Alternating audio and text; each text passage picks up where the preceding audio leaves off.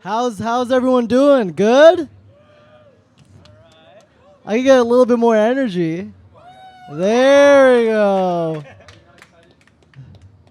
All right, guys, I think it's okay to get started. My name is Waleed Mohammed. I'm your moderator for today's panel. I make fun, weird, dumb videos online. I also work for a company called Chinatown Market. On the panel with me is my team, which I'll let them introduce themselves kind of one by one. Starting with you. Hi, I'm Vittorio Malouf. I'm a designer as well as the production manager of Chinatown Market. You got a mic. Hi, I'm Daryl. Excuse me, I lost my voice, but the warehouse manager, and I'm a designer for Chinatown Market. Hi, I'm Cameron. I'm a fulfillment lead and a designer for Chinatown Market. What's going on, guys? I'm Mike Sherman, founder and creative director of Chinatown Market. What's up, guys? I'm Dylan. I am the marketing coordinator and designer at Chinatown Market. All right, guys, here's a quick little breakdown. We're going to have a lovely discussion about Chinatown, how we got started, what we're doing now, and what we're planning to do in the future. Just to kind of start off real quick, Mike, can you tell us the infamous story about how the one shirt started the brand Chinatown Market? Of course. So, a long time ago when I started Chinatown, I was in a desperation mode in my life. I think we all know what that's like, kind of trying to figure out what's next. I had my last brand called ICNY. It was all running reflective wear. I'd done that for about 4 years, and I moved out to California. I had lost my last business, and I wanted to figure out what was next. I didn't know what I was going to do. So I got a free booth for ComplexCon. I showed up there with 5 T-shirts, 5 hats, and one of the T-shirts was a shirt that said Frank Ocean with the Nike swoosh. And in that process, putting that shirt out, it created this hysteria moment where we put up a website after, and it did about $50,000 worth of sales in 24 hours. Obviously, I was really excited. I was going to get an apartment, a car, and then I quickly realized I was going to get a cease and desist and trademark infringement from Frank Ocean. So in that whole process, while I had to give all the money back, everything obviously changed in that time. It was a moment for us to realize that if we could take things in pop culture, understand what's happening in the now, and be able to react to it quickly, we could have a pretty interesting business on our hands. I had the ability to make things from concept to creation, from making it, shipping it, designing it, and I think that was kind of the catalyst for everything that we do today. This is why we're here today with Puma, doing a whole thing with CTMU, and really trying to engage with the consumer and bring you guys into our process, show you what we do every day in our office. So what year was that when you got the Frank Ocean cease and desist? That was November 2016. And then you decided to start Chinatown? And that's, when we decided to turn Chinatown Market. Damn. And then now you got guys flying in all the way from Indiana just to live in a youth hostel and get right in front of you, which in per se, that's Dylan. He flew all the way to Indiana just to work for Chinatown Market, lived in a youth hostel for about a year, got in a fight with one of the dudes at the hostel. Who DM'd who? So I think, a long time ago, Dylan started DMing me and started sending me all these designs. And, at the time, it was just me. I had no one else helping me out. I was literally shipping every order, designing everything. And I remember I just needed help. I didn't know what I was going to do as far as getting an extra person on board. And when Dylan kind of reached out, it was funny. He sent us a cool design, and I was like, let's make this, let's make it happen. And so we printed a shirt. The shirt sold out, and I was like, maybe this kid has a future here at Chinatown Market. And, it was funny as he moved out, and I think Dylan can kind of tell a little bit more of the story once he kind of joined the team. But, it was amazing to see what his growth is, because now him, directing a lot of the marketing that's happening at the brand, you realize that you really can define your own future and really can define your own path. Yeah, so to touch on that, I'm from Indiana. I was going to Purdue University studying apparel design.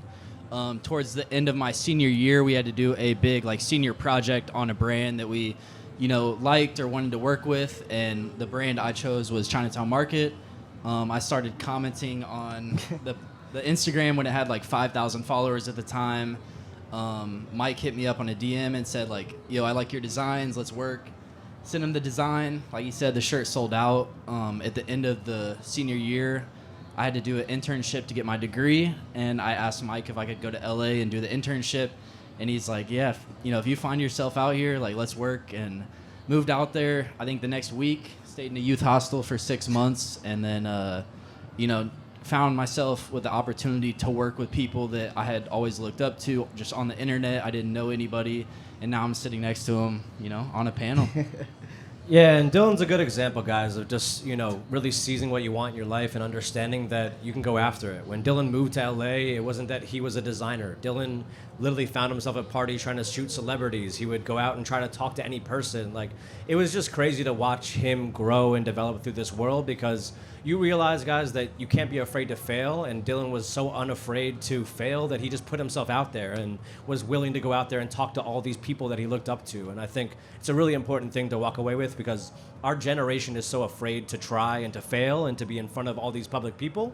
And I think that it's really important for you guys to learn, you can do it too. Snot, you're in Dubai now, dude. Think about it. Take that in. So you built this crazy, passionate, creative team of 15, 20 people? Yeah, sometimes it's crazy to think about how many people are here. What do you look for when you're hiring candidates for Chinatown Market? I know that I'm not the traditional boss. I'm a person that kind of goes off of energy, and I want people who are excited and want to be there. I think that at the end of the day, I'm grateful to be able to make T-shirts every day and be in clothing. I realize we're all human. No one's better than anyone else, and I'm just grateful to be able to continue to do this. And I want people who are just as excited as I am to wake up every day and create. Because this is a privilege. It's not something that we should take for granted. This question is kind of for everybody. What was the first kind of interest that you had in streetwear, and when you were like, you know what, I want a career in it? Starting with Mr. Vito here. Oh my gosh, I feel like, okay. I don't know, I feel like a lot of people's answer is the hundreds. When I was a kid, I was super into, skating at a young age, and I never had an interest in fashion when I was a little skater kid in 6th grade wearing Zero and Fallen shoes, but I think when I got into junior high, I stumbled upon a site called Karma Loop. I'm sure you guys have heard of that. But yeah, there was cool T-shirts, and it was cheap, relatively cheap. So I've started buying stuff from the hundreds, and into high school I started kind of getting a little more interested in how I was wearing things. And yeah, I think by my senior year, a buddy and I wanted to kind of start our own brand and really create on our own. And I think that was it. Yeah. Right, so how I got started was my Tumblr days when Tumblr was kind of popping. I saw a bunch of people posting fits and stuff like that. So I actually made a sweater and kind of went off, and I just loved it from there. So that's my story about it. I don't think my answer is as cool as theirs. It's all deep in their history, but I used to hang out at this skate shop when I was pretty young. It's actually where I met Vittorio. He was working there back in the day, and I remember being kind of interested by skaters that cared about what they wore and how they fit and how the garment held up to taking falls and stuff like that. And that kind of branched into the hundreds and all these other brands that are skate related, surf related, but they care about fit and feel and everything like that. It's a good merge. Yeah, for me it was probably mid to late high school, actually, kind of later than most people. I was wearing, Sperry's and polo and a lot of preppy stuff, just kind of trying to dress like my older brother at the time. And I saw a lot of other people at school wearing, Diamond and Crooks and Castles. And to me, it was just kind of a confidence thing. I think, these were the people out at the parties every weekend and, getting all the girls and stuff. And I was just like, all right, I kind of want to dress like them. And now I'm at the coolest brand out. What about you, Mike? How did you first get into streetwear? I guess my story starts a lot younger. Both my parents were in fashion, but it wasn't something that I really acknowledged as a kid. For me, it started off as I think I was in 6th grade. I just wanted to create my own product, and I was in my parents, and I never knew the beer Newcastle existed, so I named my first clothing brand Newcastle Clothing. It just started making shirts by literally taking your printer at home, buying those sheets from Office Max that you could iron onto your T-shirt and make your own one-of-ones. That's really where it all started for me. As I kind of led on in my life, it led into what I was doing in high school, where I started selling T-shirts out of the back of my car. So when I started selling shirts out of the back of my car, it kind of created this whole thing where I actually got nicknamed Mikey Merchandise. And I actually almost got expelled from school for selling and distributing T-shirts on campus. But I think all those lessons for me was just out of the sheer ingenuity and knowing that you can do this. Even if one person buys your shirt, even if 10 people buy your shirt, it doesn't matter. Because I remember my first clothing brand, I went and made 200 pieces per style. I thought I was going to sell them all out. I was, going big. And I remember I had to go and sell them all to a secondhand store because no one bought them. So, I think that's a big thing for people to understand, that while we're here today at Chinatown Market and we see all these people here, there was a lot of failure before this ever became something real. Why is it so important to instill customization with programs like Chinatown Market University? And things like CTMU, Chinatown Market University, and really trying to engage with you guys, the consumer, is for us to bring you guys into the process that we go through every day in our office. We want you guys to understand that at the end of the day, you truly can do this, even if it's just making one piece for yourself, even if it's just a hobby, even if it's just something that you want to do to fulfill yourself. You need to understand that these things are attainable and they're actually able to happen. For us, everything happens just truly in our office by actual collaboration, by Dylan walking in the room, Waleed walking in the room, coming with an idea, me saying, hey, I think I can make this happen a certain way, Vittorio push out his thing, Daryl puts in his input, and Cameron comes in and finishes it off. These kind of things in the process is all truly collaborative. And we want every single person here to be able to contribute their own perspective into the final piece. And I think that's a big thing that we try to instill into everything that we do.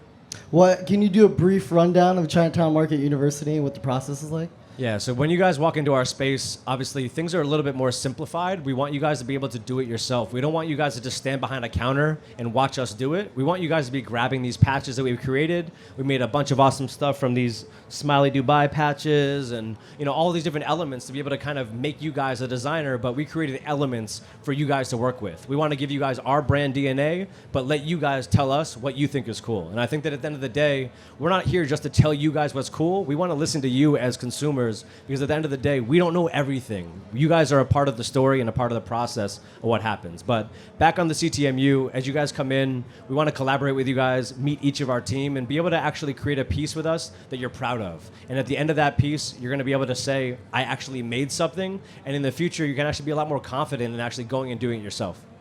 You guys, we have a show called Make a T-Shirt Live, and essentially... Stand up really quick, Daryl. Yes, so Daryl's man. actually wearing a shirt from Make a T-Shirt Live, which is a pretty fun one to talk about. And Waleed was basically on a episode with me, and I think you can kind of break it down a little bit of what went down. Yeah, basically I was FaceTiming Erica fucking Badu, helping her make this shirt with her. And she was a legend, so the whole time I blacked out. It was all a blur. But basically, we made a ton of shirts with her. We threw them on the site as soon as we made it. And it went crazy. People loved it. But yeah, so to kind of break it down, guys, is that we've been running this thing every week where we do a Make a T-Shirt live. We go literally live on Instagram. We let people request us. Dylan to be on there, Cameron to be on there. All these guys have the opportunity to literally go on FaceTime, talk to us one-to-one, and be able to make a final piece. We ship you that shirt for free, and we don't expect anything else in return. We want you guys to understand that at the end of the day, it's opening that platform for you guys to access things, and you don't have to be the coolest guy in the world, have 1 million followers to be able to do some cool stuff. So 1 million followers is nice. It's not bad. Cam, why is it so important to you to do this show every single week? Thursdays, 6 p.m. PST. Thursday, 6 p.m. PST. I think it's important to the team because we recognize where we are, and obviously there's a lot of rapid growth that came with this brand and this whole process. And we don't take it lightly. We don't take it for granted, and we care about the people that put we where we are. So this is like an easy way for us to reward, you know what I mean? And like Mike said, it's completely free. You hop on, you get to make something, and there's a lot of people that end up DMing us or me or Waleed and saying, "Oh my God, that was I wear that thing all the time." Somebody said they wore it to a wedding. I was like, Damn. "Yeah, don't do that. That's not a wedding shirt." But it's really great to be able to see people make something that they like, and it's got big plans. It's gonna grow and evolve, I think. What is it gonna be? What is it? So what's your big plan? My ultimate vision. I think we see it taking on. So we did the Erykah Badu episode. We recently did a Dylan Francis episode. He's like an electronic artist. I think ultimately we see it making more interactive, making it kind of an interview type process as well. So giving artists an opportunity to promote whatever they're working on and make it a more engaging thing.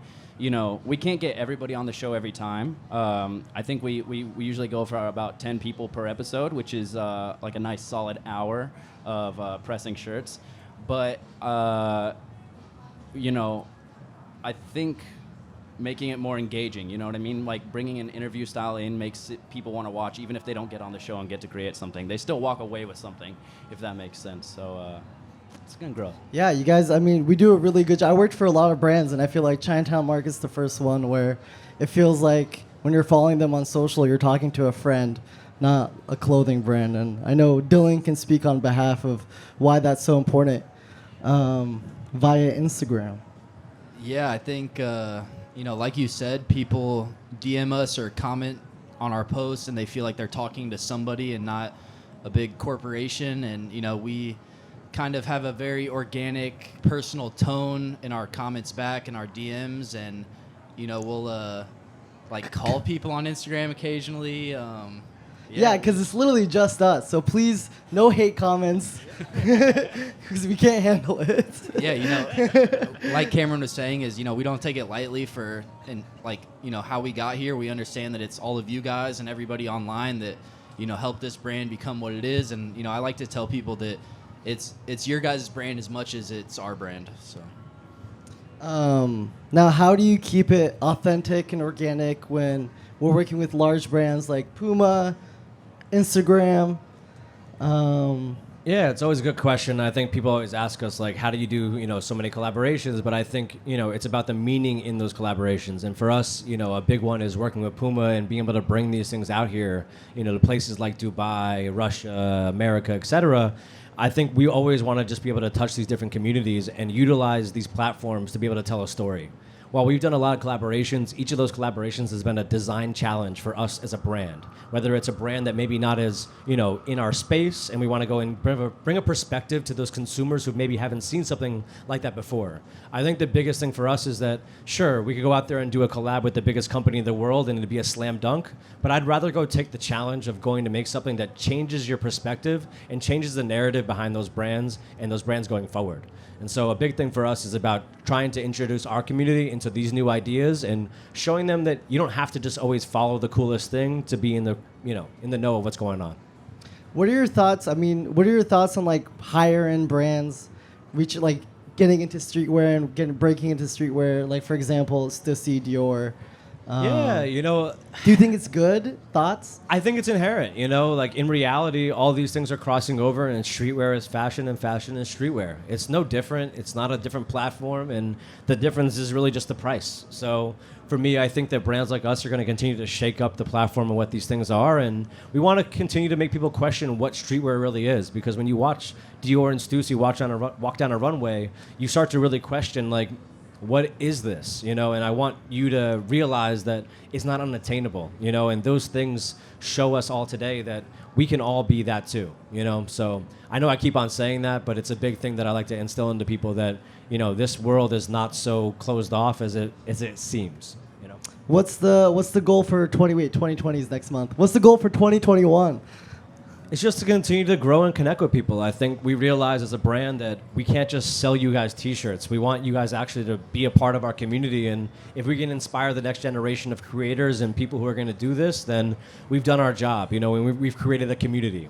In reality, trends are fickle. Everything's going to go fast. Everything's going faster than it ever has. But I realize that the only way that we can continue to grow and become a meaningful company in your guys' lives is to actually connect with you and maybe inspire you, make you laugh, and have fun. You're going to watch our Instagram, see Waleed's funny videos, Cameron and Daryl playing around the warehouse, Vittorio having fun, Dillon doing his thing.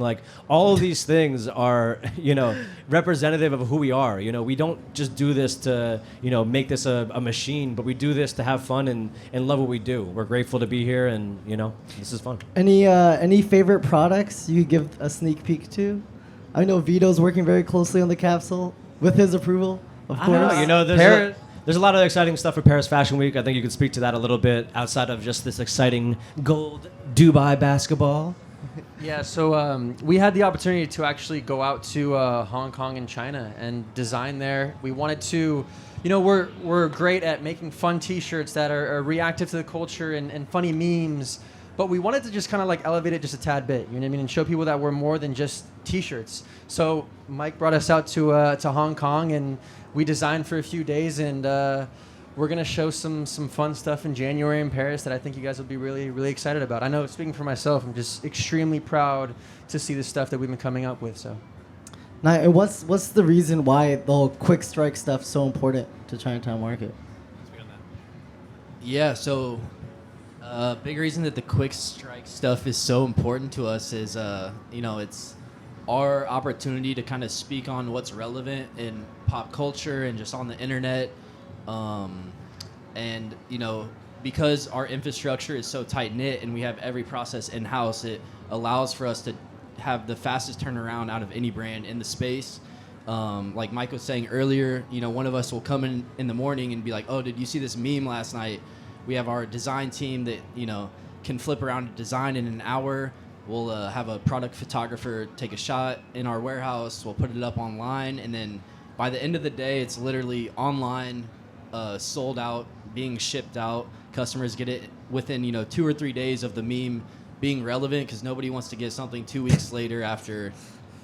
I remember when towards the time I first started, we were making a T-shirt. It was the Kanye neck tattoo thing.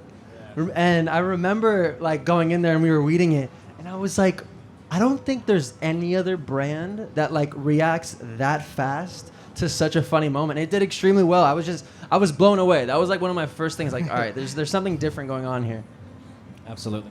Well, shit. I think we want to open the floor to some questions. If you guys raise your hand, I know there's somebody going around with a mic. If not, I will run around with a mic. Yeah, okay. Oh, you got it? Perfect. Thank you. Hi, guys. Hey. I've got 2 questions. Hi, nice to meet you. Hello. My name's Taryn, by the way. Very nice to meet you. The first question is, how did the name and the logo of the smiley face come about? And then the second one was going to be, what's been your biggest struggle growing your brand? So, it all kind of happened in a funny moment. A friend of mine came to me, said, I want to make a T-shirt that says, fuck you, you fucking fuck. So that T-shirt comes from Canal Street, New York. It's something that, growing up in New York City, going down to Canal Street all the time, going to buy different things for myself, etc., was always this thing that stuck in my brain. It was always these different marketplaces, these different cultures coming together to all create products and to be able to innovate on that. And so, in creating that, it started off with that shirt, then it went to a thank you, have a nice day shirt, then it went to all these different things. And at the end of an hour of me riffing with a friend of mine, we had Chinatown Market. We had that smiley face shirt, but the smiley face thing was even bigger. For me, the smiley face is a big representation of, us having a stake in how we feel about the world. Whether it's being positive in a time where everything is so negative, we want to be a beacon of positivity and be a place that is all about uplifting people, not just telling you like, buy our shit and fuck off. Because I think that's a really big thing that, we all forget about in this process. And then the second question. Oh yeah, those 2, yeah. And what's been the biggest struggle growing your brand? I think it's just making sure that you have fun in the process. I think sometimes you can get too serious. Sometimes we're all like frantic trying to figure out how we make the next thing happen. And, I all the time get asked questions of like, so what's next? And I'm like, I'm working on it, and I'm trying. I think at the end of the day, being creative is a gift and a curse, because sometimes people are just always asking you what's next. And so, the hardest part about growing this thing is just continuing to remember that this is a business and that we need to grow it. And it's something that I tell creatives all the time that, if you want to just do this for yourself and you want to just make yourself happy, do a hobby. But if you want to go and do stuff for other people and engage and build a business, we got to realize that it's 20% us, 80% you guys, because we want to learn from you and be able to actually engage in a different way. Hopefully that answered the question. Thanks, spot on. Cheers. Nice. Any questions? Raise your hand. There he is. What's your name? Ramsay. Nice to meet you. Hi. Hello. I'm a big fan, man. Like, Thank you. if you guys like have a chance to start a new brand right now, like for instance, like for example, you don't have any Chinatown Market, and then you got to start it out now. What's gonna different? You got to start it now, and what's the difference when you started when back there like 15 years back, or 3 years or 10 years back? Thanks. So the question is really like, what's it like starting it back in the day versus what's it like now? Yeah. Cool. Man, I think back in the day, it was just like, it was an everyday grind. I remember when I started the brand, I sold like maybe 15 T-shirts, the first drop. I remember not sure if I was going to be able to pay my bills. I was in debt. I didn't know what the hell I was going to do next, and I think that desperation and that feeling of the ship is always sinking is kind of what has pushed me always to keep on going. Even today, as this brand has grown, and it's hard for me to always peek my head out of the cave of what we're doing, that I may not always realize how this is blown up. I think I kind of create this mentality for myself that no matter how big this gets, I'll always feel like it's over tomorrow, because I never want to lose that fire that I had from day one, to remember that I could be, there's thousands of other kids who want to be what we're doing today. There's thousands of other kids who wish they could be Vittorio, Daryl, Cameron, Dylan, myself, Waleed, and I got to remember that every day and never take it for granted. So I think that's the most important lesson to remember today, is to never take it for granted. But back in the day, it was all that dream of being able to achieve something that I felt like was impossible, that I just wanted to do, and I wanted to see if I could even achieve it. And just to touch on that, I think 3 years ago, the space was a little less inclusive. Like, obviously, it was still possible, but, talking about the Dior Stussy and Supreme Louis Vuitton, like, this space is just becoming more and more inclusive, and everybody has an opportunity to do something in it. And, walking around outside, I've seen so many brands that I've personally never heard of, and I think that shows that today in streetwear, like, anybody can make anything happen. Perfect. Let's do a few more questions. If I don't, there he is in the back. You alright? Yeah, what's your name? Ali. Ali, nice to meet you. What's your question? So as the fashion industry is becoming more conscious on sustainability, I know you guys work to like fast turnarounds and stuff. What are you doing to promote sustainability? So that's actually a really good question. For us in what we do with those quick strikes, and we talk about dropping a new T-shirt, we're not just going to go and make 500 T-shirts and say, let's hope we sell 500. We go sell 100, we make 100. We sell 150, we sell 150. But beyond that, there's a really interesting partnership that we've been starting with a company called Allbirds, and we think the future of what's happening with, apparel, footwear, etc., is to be accountable for what you're creating. The future is to have maybe a number in the neck label of your garment for you to understand the carbon footprint of what's actually happening, in the creation of your product. So while I can acknowledge that, the things that we're creating every day are not going to be good for the earth, it's about how we can take certain steps to be able to at least be conscious in how we're approaching it, by not just going to make a bunch of stuff in the hopes that we can go sell it, but to be able to react to that stuff positively so that we can actually, not just ruin the earth to ruin the earth, but to be conscious about how we're doing it. But there is a future in all of that. We are trying to do everything that we can, and we think that fashion is going to be the future of how we, tell that story, because there's not a lot of other industries taking this too seriously. I think this is also a good opportunity to talk about the Atelier program. I don't think we really touched on it. Definitely. But a big kind of thing that we've done a few times in the past, but I think going into 2020 we're going to pick it up a lot more, is this idea of an Atelier program where we challenge every single person in our warehouse, from our accountant that has no design background to the guys that ship orders all day.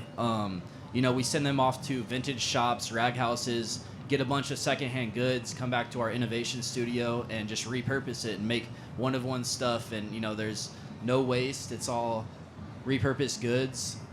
Do you guys want to talk about your experience with that? Also there's like small projects that come along in over the course of what we do. So when I first started, there was some hoodies that got made, and we made kind of like way too many, and Dylan actually redesigned and reconstructed the hoodie into a pair of shorts. And so there it wasn't any longer just having too many hoodies that we couldn't sell. It was like borderline a whole sweatsuit, you know what I mean? And then out of that is born, a different piece that actually serves a purpose that we can sell and move. And I think that's like an important step, like a detail in the whole thing. So. All right, well, one more. Don't be shy. We don't bite. Oh, shit, there's two more. All right, we'll do two more. I love it. Yeah, we got you. Hello. Hey, how's it going? Maybe a question for Mike. Your brand's grown pretty quickly. How do you go adjusting to all the spotlight being on you personally all of a sudden? when I go home from work, I don't talk to anyone. I don't do anything. I don't party. I don't drink. I don't really, man. I think for me, it's that I try to block out all the things that probably would get into someone's head and probably ruin their perspective of what they're doing. Because at the end of the day, we're just making T-shirts. We might get a lot of attention for it, respect, whatever, but I'm just proud that people want to wear our stuff. I'm just proud that I can make something on my computer and make something with my hands, and someone wants to put it on their back. So there are times, sure, where I think like we can all be laughing. We're like, oh shit, this is crazy. It's gone so big, whatever. But I think that the best times are just in the creation of these things. The best times are collaborating with our consumers, meeting new people like yourself, etc. We just want to remember that we're not better than anyone else. It is just a T-shirt brand at the end of the day. And to add on to that, I think like an example, sold this event or even ComplexCon, getting to work next to Mike and seeing him like interact with the people that look up to him or purchase Chinatown Market is crazy. I don't see any other like founders that are in there in the trenches just like that. And seeing from when we were in a studio to like a bigger space now and not seeing an ounce of him thinking he's different or being side by side with us is pretty inspirational. All right, cool. One more. I saw him earlier. Where is he? There he is. There you are. Hey, what's your name? Hey, I'm Tom. Hey, Tom. What's up, Tom? So you've got your brand, you've got your logo, you've got everything else. How do you go from screen printing sort of in the garage or in the back room of your house to moving on to a supplier overseas in the country that you're based in and mass producing that unit? Well, I think there's a little part in there that's probably missed because it's like the beginning process of just making stuff and building that community, I think, gave us the opportunity to be able to go and bring stuff overseas. We didn't just immediately go and say, I'm going to make everything I make over in China, Pakistan, Korea, etc. I said, I'm going to make it all as close to home as possible so I can control every single step of the process. But as we got the opportunity, I said, hey, I want to make a bomber jacket. I know I can't make it in LA the way I want to make it, so I'm going to go make this one piece in China. I'm going to take a chance on it, and I'm going to give opportunity for my consumers to see a product that isn't just a T-shirt or a hoodie. So that was our first chance to be able to go do that. We made a bomber jacket that said, thank you, have a nice day with our rose. It was an iconic design for us at the time. But, it was really by one step at a time. It was not by, all right, next season we're putting everything overseas. It was also saying from the beginning that I'm willing to give access to people. I want people to engage with my product, and I don't want to be too cool for, the big platform that we could have. So that meant, in the first 2 weeks of launching our brand, we sold to Urban Outfitters. We sold to larger stores that a lot of people told me in my first 2 weeks of launching the brand that I had sold out. I saw on Twitter brands that, I respected and that I loved, people that were owners of those brands talking shit about what we did and saying that we were just sellouts and we're blowing it, But I looked at it a little bit differently because I realized that if you walked into an Urban Outfitters in the UK and, France or whatever, that you were going to discover my product in a way that you would never have been able to myself. And so through that, we've been able to reach celebrities, people, etc. And most of the celebrities who wear our stuff are buying it at a store or at a place that I have no control over. But I think it's a beautiful thing that, you realize start small, start slow, one at a time, and one step at a time will get you there rather than trying to go blow an entire bunch of money hoping that a collection will hit. Hopefully that answered a little bit of it. My mom, to that point, was actually impressed with my career when she saw a Chinatown Market shirt at Urban Outfitters. So, thank you.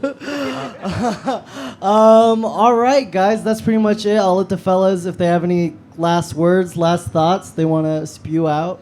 Anything? No? All right, guys, we're at the Puma booth. We're doing a bunch of customization. We have a program called Chinatown Market University. Feel free to stop by, make some fun stuff, and come say hi. And kiss, kiss, poos, poos.